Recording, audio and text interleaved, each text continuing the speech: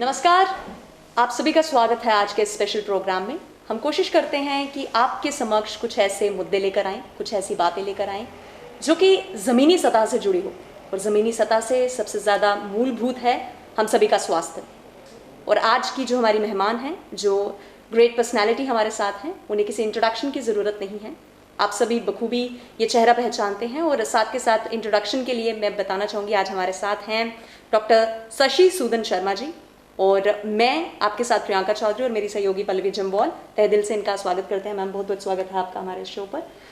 तो स्वास्थ्य से जुड़ी बहुत से मुद्दे जो हैं वो आए दिन देखने को मिलते भी हैं।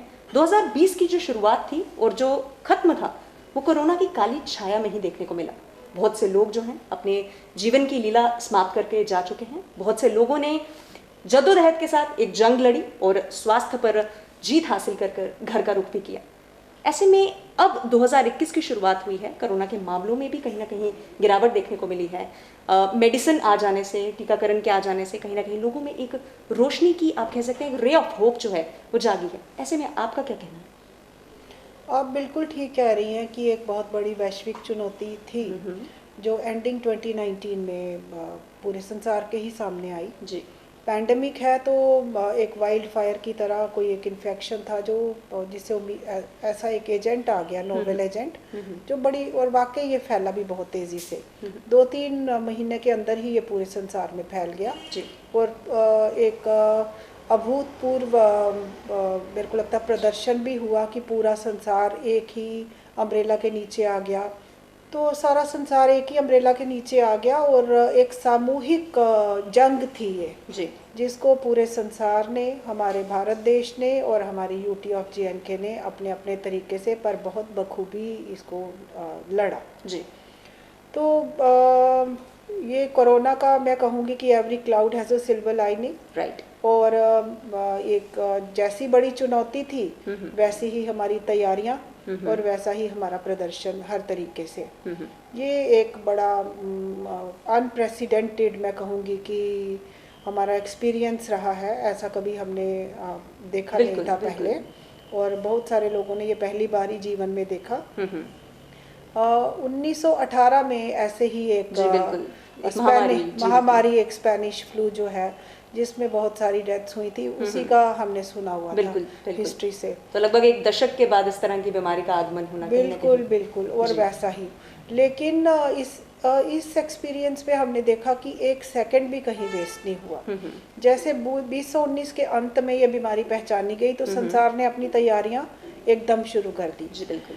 थोड़े ही दिनों में जैसे जो भी वायरस को पहचान लिया गया, तो वो भी आप देखिए कि बड़ी काबिलियत थी, बड़ी हमारी, ये मैं कहती हूँ कि विज्ञान का युग है। और इतना ये वायरस का तो कोई अगर कहें कि साइज या कुछ लेके इसका कोई कुछ होता ही नहीं कि इसको पहचानना कितना मुश्किल है। लेकिन हमारे रिसर्चर्स ने पूरी जीनोमिक करेक्टराइजेशन करके पूरे वर्ल्ड के साथ 11 जनवरी को ही शेयर कर दी थी, बहुत जल्दी कर दी। बिल्कुल बिल्कुल। उस वही बेसिस बन गया हमारी नॉलेज का कि हमें डायग्नोस्टिक टेस्ट्स भी डेवलप करने में कोई प्रॉब्लम नहीं हुई। और हमारे यहाँ पे जो भारत में national institute of virology Pune इकलौता एक रेफरेंस इंस्टीट्यूशन था जिसने ये पूरा जिम्मेवारी से इसको शुरुआत कर दिया सारा, और हम सबको भी कैपेसिटेट किया। जी बिल्कुल। और मुझे बहुत गर्व महसूस हो रहा है ये कहने में कि हम 13th लेबॉर्ट्री थे। जी बिल्कुल। अपने देश में जो जल्दी वक्त से पहले टाइम से ज़्यादा परफॉर्म कर पाए। जी। और सेल्फ सफिशिएंट हो गए, क्योंकि इस महामारी में कहते हैं कि टेस्टिंग, ट्रैकिंग एंड ट्रीटिंग। तो टेस्ट से ही शुरुआत होती है कि क्या मतलब कौन लोग हैं जिनको इन्फेक्शन हो चुका है, फिर हम उनके कॉन्टैक्ट्स को ट्रैक कर रहे थे और जो ज़रूरत थी उनको मैनेज कर रहे थे, ट्रीट कर रहे थे। तो ये एक पैंडमिक का रहता है मूल रूप से ऐसा एक तरीकाकार जैसे हम इसको मैनेज करते हैं। तो हमारे यहाँ पे आप देखिए कि बेशक चैलेंज बहुत बड़ा था और बहुत एडमिनिस्ट्रेटिव सपोर्ट रही इस यूटी ऑफ JNK में, जिस एक स्ट्रॉन्ग पॉलिटिकल विल की वजह से, और अच्छा मेरे को लगता है जितना एकेडमिया, इंटेलिजेंशिया, हमारे क्लिनिशियंस, हमारे पब्लिक हेल्थ स्पेशलिस्ट्स, हमारे लेबोरेटरियंस, हमारे रिसर्चर्स एक प्लेटफॉर्म पे आके उन्होंने बहुत अच्छे से कैपेसिटी बिल्डिंग करते गए अपनी टेस्टिंग को लेके और डिजीज़ मैनेजमेंट को लेके और डिजीज़ कंटेनमेंट को लेके। बढ़ने भी नहीं देना था, जिनको हो गया इन्फेक्शन उनको मैनेज करना था, और जिनको इन्फेक्शन हुआ जल्दी पहचानने में लेबॉर्ट्रीज का। तो एक अपने आप में एक विश्वास पैदा हो गया हमें अपने सिस्टम पे एक बार फिर से। वो मेरे को लगता है कि ये काफ़ी रीएश्योरिंग एक्सपीरियंस रहा है कि, और उससे भी ज़्यादा मैं बताना चाहूँगी कि हमारे मेडिकल प्रोफेशनल्स और पैरामेडिकल प्रोफेशनल्स, जिसमें दुख के साथ कहना पड़ रहा है कि हमारे यहाँ ही, जैसे मेरे अपने इंस्टीट्यूशन में ही 5 मौतें भी हुई, जिनमें एक डॉक्टर भी थे। बिल्कुल। उसके बावजूद कोई डिस्करेज नहीं हुआ और एक जज्बे के साथ इन टीम्स ने ऑन ग्राउंड काम किया। बिल्कुल। तो ये काफ़ी अच्छा ओवरऑल लगता है कि एक्सपीरियंस ठीक रहा है हमारा, और अपने सिस्टम में हमें एक बार फिर से विश्वास पैदा हो। जी, तो मैम जैसे आपने बताया कि जो डॉक्टर्स थे उनके लिए भी काफ़ी मुश्किल रहा इस पूरे पैंडेमिक में, क्योंकि कंट्री की बात करें, जम्मू कश्मीर की बात करें, तो जहाँ एक आम इंसान के लिए चैलेंज बन के आया था वायरस, वहीं जो डॉक्टर्स हैं, जो पैरामेडिकल स्टाफ है, उनके लिए भी ये बहुत बड़ा चैलेंज था। तो उस बीच हमें जीएमसी में देखने को मिला कि जो डॉक्टर्स थे वो हमेशा ऑन ग्राउंड सर्विसेज के लिए अवेलेबल थे।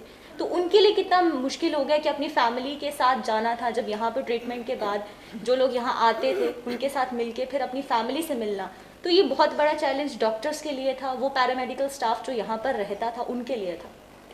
डॉक्टर्स इसमें ले लीजिए कि मेडिकल और पैरामेडिकल या हेल्थ केयर प्रोफेशनल जितने थे हमारे, एक उसमें मैं फिर कहूँगी कि एडमिनिस्ट्रेटिव डिपार्टमेंट ने बहुत सपोर्ट किया।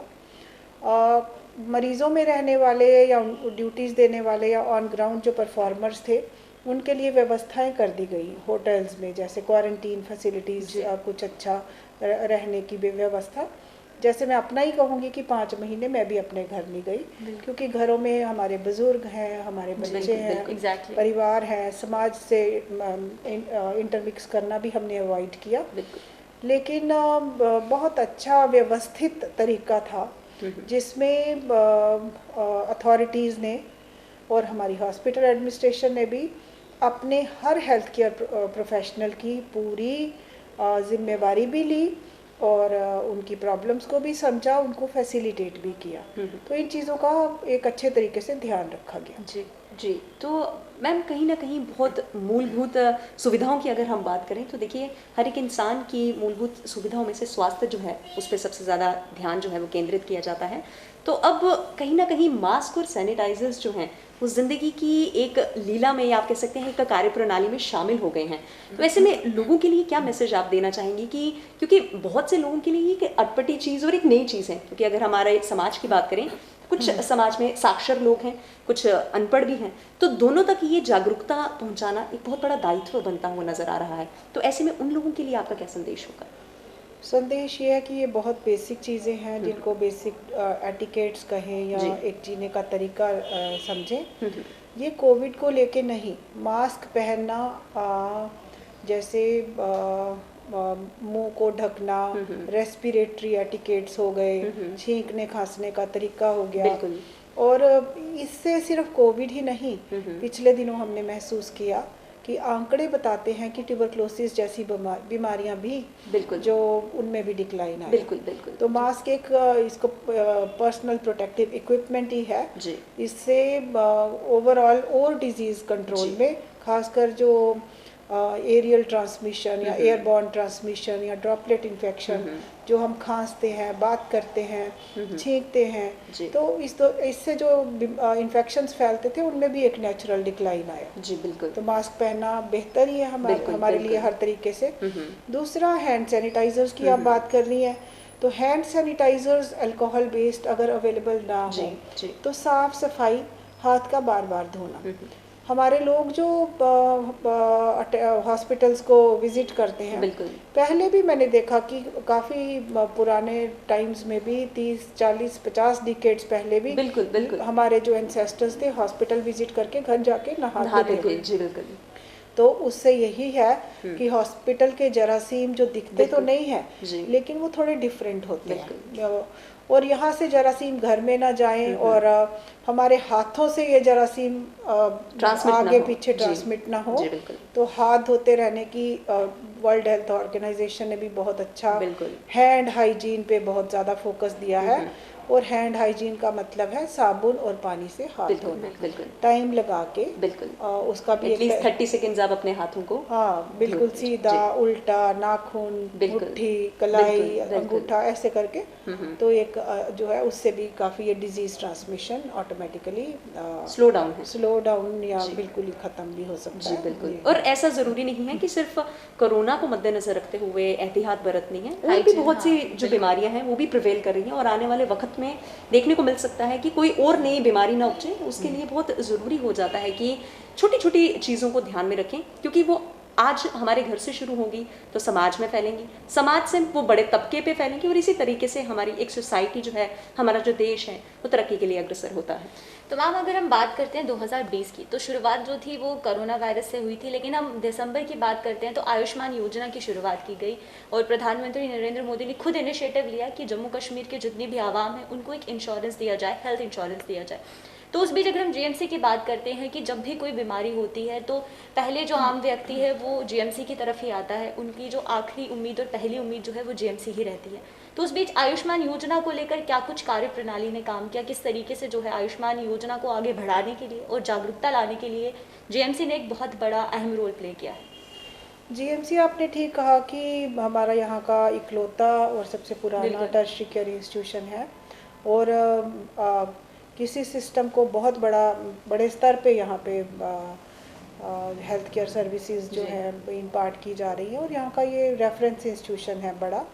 तो कोशिश करते हैं हम कि इसको इसके स्टैंडर्ड्स को, इसके स्तर को काफ़ी हद तक हर दिन इम्प्रूव करें जी।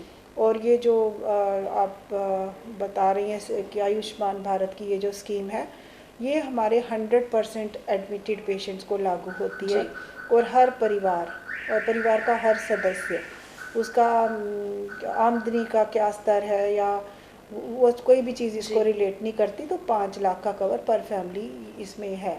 और हम पूरा इसका चीज़ का फ़ायदा खुद अपने सिस्टम को देने की कोशिश भी कर रहे हैं, और सिस्टम के ज़रिए सिस्टम फर्दर बिल्ड हो रहा है इससे कि हर पेशेंट के लिए अगर परिवार के एक पेशेंट के लिए अगर हमें 5 लाख रुपया मिल जाता है तो बहुत मरीज के लिए भी बड़ी ये सुविधा है। गरीब लोग आते हैं उनके लिए जो सोच नहीं सकते थे इलाज का, अब उनको किसी को ऐसा मुझे लगता है इनसिक्योरिटी नहीं है, और जो हॉस्पिटल प्रशासन है ये जुटा हुआ है कि हर एडमिटेड पेशेंट को इसका लाभ पहुंचाया जाए। जी मैम, जैसे आपने बताया कि हॉस्पिटल प्रशासन जो है वो कहीं ना कहीं इस जद्दोजहद में लगा है कि कोई भी व्यक्ति जो है स्वास्थ्य से जुड़ी किसी बीमारी के शिकार होकर मृत्यु को प्राप्त ना हो।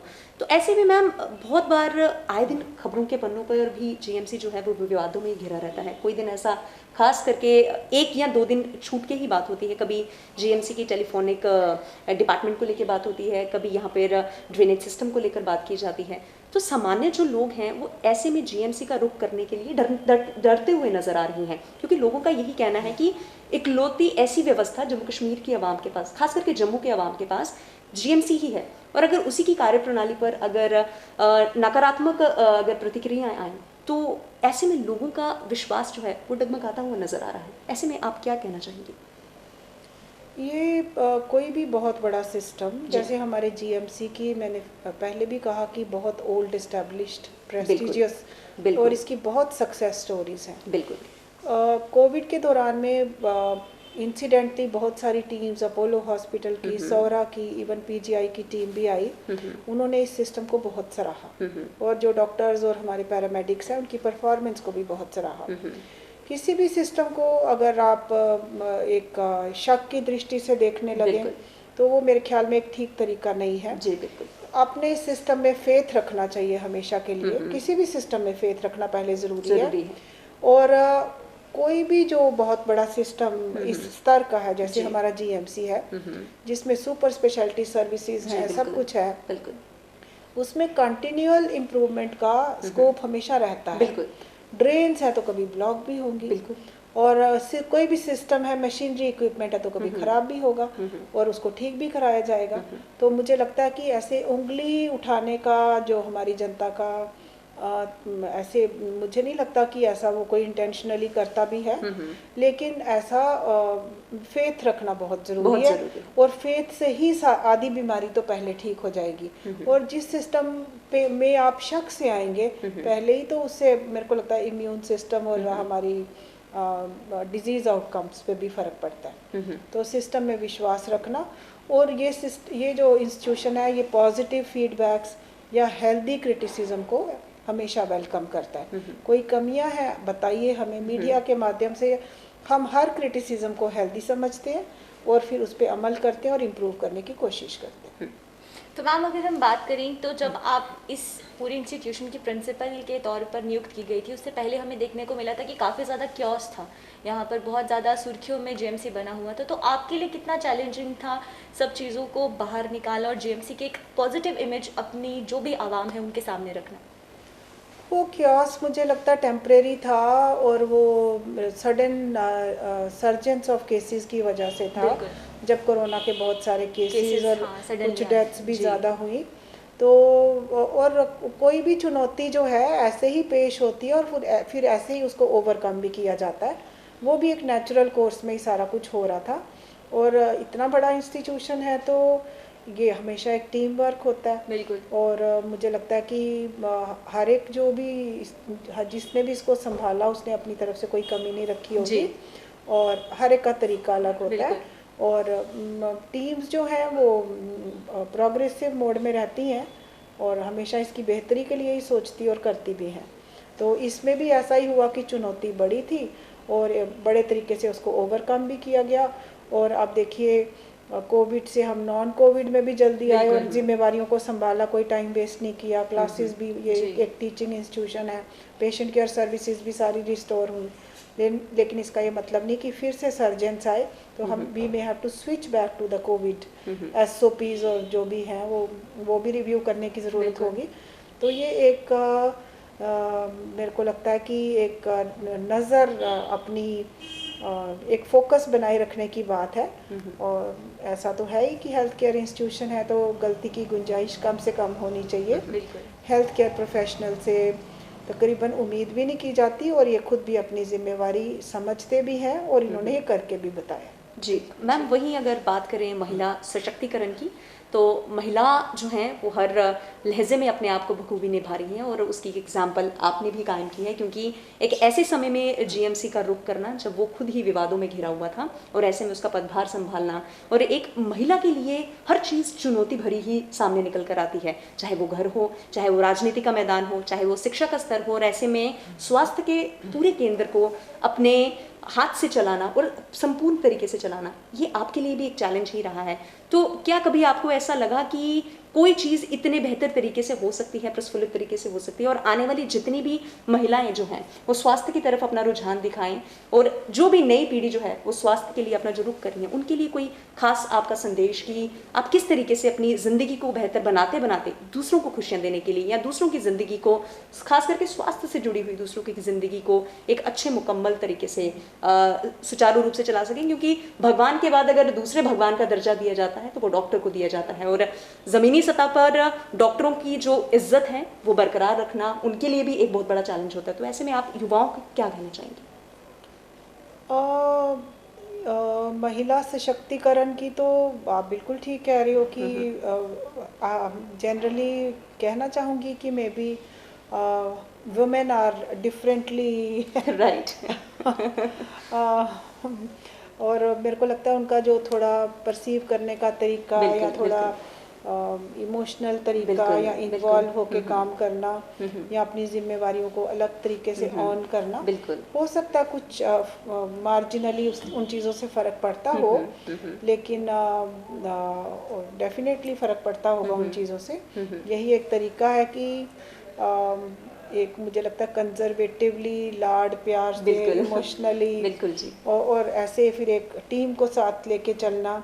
और मेरे को लगता है कि सभी ऐसा ही करते हैं, तभी इतने बड़े इंस्टीट्यूशंस चल सकते हैं, और ये वन मैन शो या कुछ ऐसा नहीं होता। बिल्कुल बिल्कुल। और वी आर इंटरडिपेंडेंट डिसिप्लिन्स, और ऐसा कुछ नहीं है कि हेल्थ केयर प्रोफेशनल्स जो हैं वो ऐसे ऑटोनॉमस भी चल सकते हैं। इंटरडिपेंडेंस, टीम वर्क और ये सारी कोऑर्डिनेशन, कोऑपरेशन, इन चीज़ों का आउटकम पे बहुत ज़्यादा फ़र्क पड़ता है जी। तो मुझे लगता है कि टीम स्पिरिट और ये सारी चीज़ें टीम वर्क के लहजे से ही हाँ होनी चाहिए। हाँ, उससे मुझे लगता है कि कोई चुनौती कितनी भी बड़ी हो जी। और जब हम मिलजुल के उसका मुकाबला करते हैं एक अच्छी नीयत से, तो हम कुछ भी ओवरकम कर सकते हैं। बिल्कुल बिल्कुल। तो चलिए, बहुत बहुत शुक्रिया मैम हमारे साथ जुड़ने के लिए और हमारे स्पेशल प्रोग्राम में, स्पेशली जो हमारे व्यूअर्स हमें देख रहे हैं, तो बहुत से ऐसे डाउट्स थे जो उनके मन में थे, और मुझे लगता है कि ये प्रोग्राम देखने के बाद उनके जो डाउट्स है वो क्लियर हो जाएंगे, क्योंकि जेएमसी की अगर बात करते हैं तो जम्मू कश्मीर का और जम्मू का सबसे एक ऐसा लौता हॉस्पिटल है जहाँ पर हर कोई, चाहे वो हम किश्तवाड़ की बात करें, रामबन की बात करें, दूर दराज के जितने भी लोग हैं वो जेएमसी का रुख करते हैं, और उस बीच वहाँ के प्रिंसिपल से बात करना और किस तरीके से कार्य प्रणाली पूरी चल रही है वहाँ की, उसके बारे में हमने कोशिश की कि आपको रूबरू करवा सके, और जो भी डाउट्स थे आप सबके वो क्लियर करने की पूरी कोशिश की। तो इसी तरीके से हम इस स्पेशल प्रोग्राम में कोशिश करते हैं आपको कि जम्मू कश्मीर की रिनाउंड पर्सनैलिटीज़ के साथ आपको मिलाएं और आपकी मुलाकात उनसे करवाएं, उनके बारे में आपको बताएं। तो ऐसे ही आप हमारे साथ बने रहिए और देखते रहिए जेके चैनल। नमस्कार।